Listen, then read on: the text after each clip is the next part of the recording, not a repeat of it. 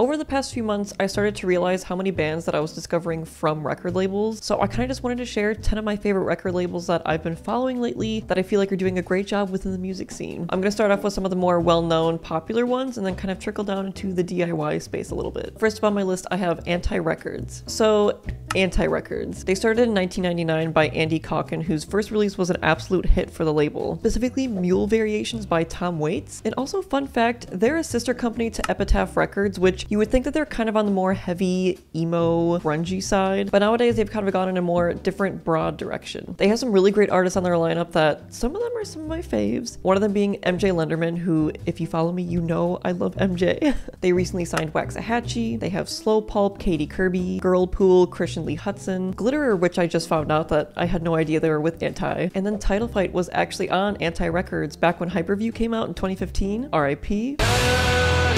But still crazy to think about. And with all of those artists, they still have some hip-hop, country, folk, and a little bit of pop sprinkled in there, so they have a pretty wide array of artists within their lineup, and I really think you should keep an eye on this label. Up next, I have a record label who was popular at one point, kind of got a little bit quieter, and then randomly got popular again, and that is Saddle Creek Records. So formerly, this is such a tongue twister. So formerly Lumberjack Records. There we go, we got it. Formerly Lumberjack Records, Saddle Creek Records was founded in Omaha, Nebraska in 1993. Crazy to think that's a little over 20 years ago. I don't know how true this is, but there's a little backstory of when the label first started. They released their first cassette by Conor Oberst when he was 13. Again, I don't know how true and accurate this is, so don't take my word for it, but I was reading a few articles and that kind of surfaced. But an interesting little fact, I kind of started out with Conor Oberst and Bright Eyes as well. It seems like this label has been a great startup for bands and artists who later broke within the scene, like Bright Eyes, who I just mentioned kind of started with Saddle Creek, as well as Big Thief, and we all know how big Big Thief is. Just like a lot of the others that I'm going to be mentioning in this video, this record label just started with a bunch of friends just having a love for music and kind of wanting to start something within the music scene. Some of the artists that are currently with Saddle Creek Records are Feeble Little Horse, Disc, Spirit of the Beehive, Indigo de Souza, and Young Jesus. Up next, I have a record label that's kind of in between being semi-popular and being semi-more DIY small, so kind of a good in-between, and that is Bayonet Records. I feel like this is a sleeper record label because they have so many fantastic artists that I actually really enjoy, and I just feel like these artists are going to be going up to really big things in the next few years. They have My Simone's, which I've talked about many times. They have Being Dead, Yule. Yule is really big right now. They have Dirt Buyer, who I've also talked about, and Bloomsday. And they also had Frankie Cosmos way back in the day with Next Thing. Crazy to think how old that is now. Kind of a little fun fact about this record label is it's a husband and wife duo, and the husband is one of the members of Beach Fossils. The duo started Bayonet on a whim after Katie had previously worked for a label, and they said, to heck with it, let's start our own label, cause why not? Both of them already had kind of a good grasp on the industry, with Katie already being with the previous label and then Dustin being in Beach Fossils, so kind of two different aspects of the music industry coming to one to make a record label I think is a very cool perspective. I was reading a Forbes interview with both of them and they were saying how their goal for the label was to be both very beneficial for themselves as well as the artist, and I think it is such a healthy balance to have for both of them instead of just being strictly for the record label, which is why a lot of people are against record labels nowadays. I totally get it, but when you have a lot of transparency and the label just being for you and really wanting to help you, I think that is so nice to have, and I feel like Bayonet does a really good job of handling stuff like that. And number 4 on my list, I have Garhole Records. Kind of taking a turn and going a little bit more country this time. Garhole is one of those record labels that started during the pandemic and has since grown into something so freaking valuable. I came across this label a few years ago after making a video about Nick Shoulders and Chris Acker, who are also a part of the label, and at the time I had no idea, which kind of makes the story a little bit better. And the label owner actually reached out to me and said so many nice words, and then since that moment I really kind of stuck with the label and was just following everything they've been doing, and it's been insane lately. So funny enough, Nick Shoulders is actually a part of Garhole Records alongside Kurt DeLashman, who have both really done wonders for the Americana and country music scene today. Garhole is a record label that I go to when I want to discover someone really small or someone who just has so much hidden talent that you probably wouldn't find with any other big country label. And like, I know when I need a good artist, I will literally just scroll Garhole Records Instagram page and I will find something good. Some of the artists that I mentioned that you might already know that are on Garhole are Nick Shoulders, Chris Acker, Dylan Earl, The Lost Deans, and then one of my favorites recently is Bonnie Montgomery. At the end of the day, they're just such a wholesome label that I think is so welcoming and warm, and it's just such a nice feeling to have, again, being kind of a listener of music, just to have a really nice, warm, welcoming record label. Up next, I have Julia's War. If you're a fan of anything DIY, niche, gritty, or fuzzy, you'll probably be a fan of Julia's War. I first came across them in 2022 when I saw this flyer for an insane slowcore and shoegaze lineup. Looking at it now in 2024 makes me so sad that I missed it, just because there were so many great bands on that lineup.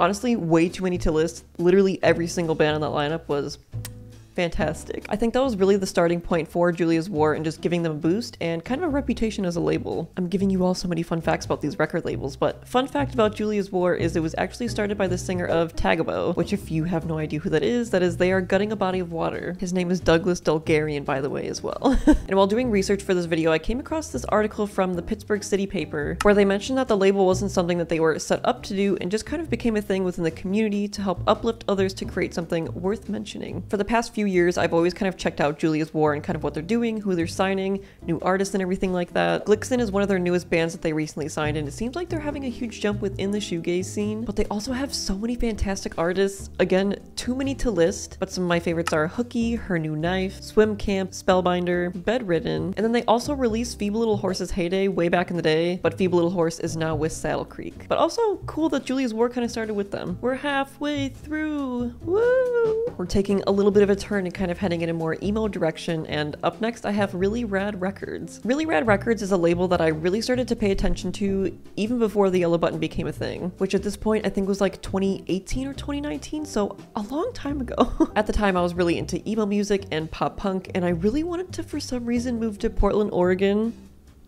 Bad idea, but I came across Really Rad Recs on Tumblr, funny enough. And honestly, both topics at the time really spoke to me, with really liking emo and Portland, and then finding Really Rad, I was like, wow, this is my calling. But Really Rad Records is another one of those DIY labels that is very into putting the artist first and just really caring about community, and I've said it already, but I think that is so important to have as a part of being a record label, especially because within the last few years, I feel like labels have really kind of had a taboo around them, which is being not great, not nice people, and community is just such a beautiful thing to have, and that is something that Really Rad is really good at. This label has a lot of emo roots, and a lot of the artists that they have as well are just so emo revival heavy, and it's honestly fantastic. They have Dosser, Avec Plaisir, Day Aches, A Place for Owls, Swiss Army Wife, Yes Yes 1,000 Times Yes, Shark Swimmer, and then Grave Saddles. If you're someone who is so into emo music, you really shouldn't be sleeping on Really Rad because they have some of the best emo bands in the scene right now, I'm not gonna lie. Up next, we're gonna be staying in the emo lane, and we have Thumbs Up Records from Milwaukee. Woo! Their slogan is Home of the Riff Mafia, which I think is so goofy but also just really fits the label.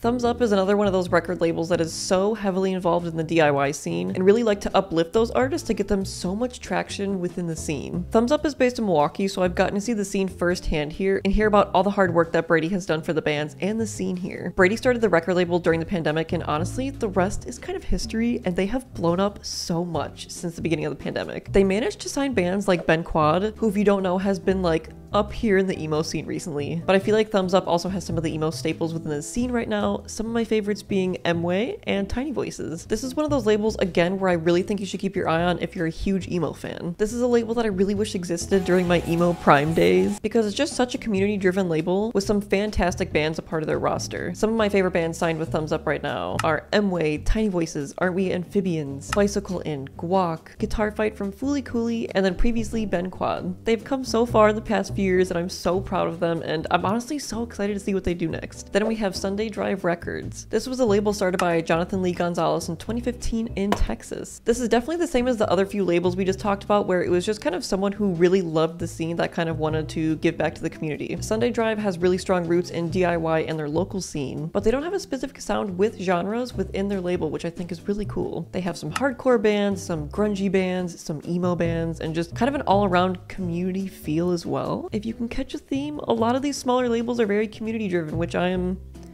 here for. They have some really killer bands signed with them right now. Anklebiter, Broken Vow, Dead Horse, Glare. Sign Language is another one of my favorites. Squint, Strange Joy, and Trembler. And then going a little bit smaller for number 9, I have Dear Life Records. Dear Life is a half Philly, half New York City label that has so many great country gaze bands that you have to listen to. Dear Life is actually an artist-run label that was founded by Michael Cormier O'Leary, who is from Friendship, as well as Frank Meadows, who is in Fust and Tomberlin, and then John Samuels, Hills, who is also in friendship as well as MJ Lenderman's band. I couldn't find too much about this record label besides they started in 2019 and they have a lot of twangy artists on their roster. All in all, this label has a lot of really great artists, and they actually started things up with MJ Lenderman. And you know how much I love MJ Lenderman, so I think that's a really cool fun fact. They also have some really great artists such as Flory, Fust, I never know how to pronounce this. Yulay maybe? Yulay Alley? I'm so sorry. I don't know. This band. And Natalie Jane Hill, who I actually just talked about on my Instagram. And then lastly, for my last one, I have Smoking Room. I'm a little bit confused if this is a record label or just a company who produces vinyl and cassette tapes, but I wanted to include them just in case they are a label and I misread things. Maybe, but what they do is really cool. Like I said, they mainly print cassettes, vinyl, and do some merch for some bands, and they're based out of Oakland, California. They work with a lot of smaller, niche, slowcore, shoegaze, fuzzy bands that I know a lot of you are probably gonna love. But some of the bands that they have are Graham Hunt, Mop, Still Ruins, Toner, and World's Worst. Again, if you're a fan of like niche, slowcore, shoegaze, anything crunchy, fuzzy, distorted, definitely check out Smoking Room. Again, this is one of those labels where I couldn't find any information besides they started in 2018. They do a lot of printing for smaller bands and just seem to have a really big presence in the DIY slowcore shoegaze scene. But I really recommend following them if you want to see something refreshing and fun and cool. And yeah, yay, we did it. There are some great record labels for all of you to check out. Like I was saying earlier, I know a lot of record labels have a lot of taboo around them nowadays because they're not very artist driven. There's no community. It's very just money hungry, icky, we don't like it. But a lot of the ones that I mentioned are just very community focused and just really care about the artists that they're working with instead of just caring about the money, which again, like I was saying, is just so refreshing. And a lot of these labels have such talented artists on them, especially the smaller ones that you should probably be checking out before they get too big, just saying. Definitely use record labels as a go-to source for finding new bands, especially the ones that you trust and again are just very for the artists, for the community. We love it. It's cool and fun. Make sure to like and subscribe and catch me on Twitch on Tuesdays and Thursdays at 12:30 p.m. CST. We have a lot of fun.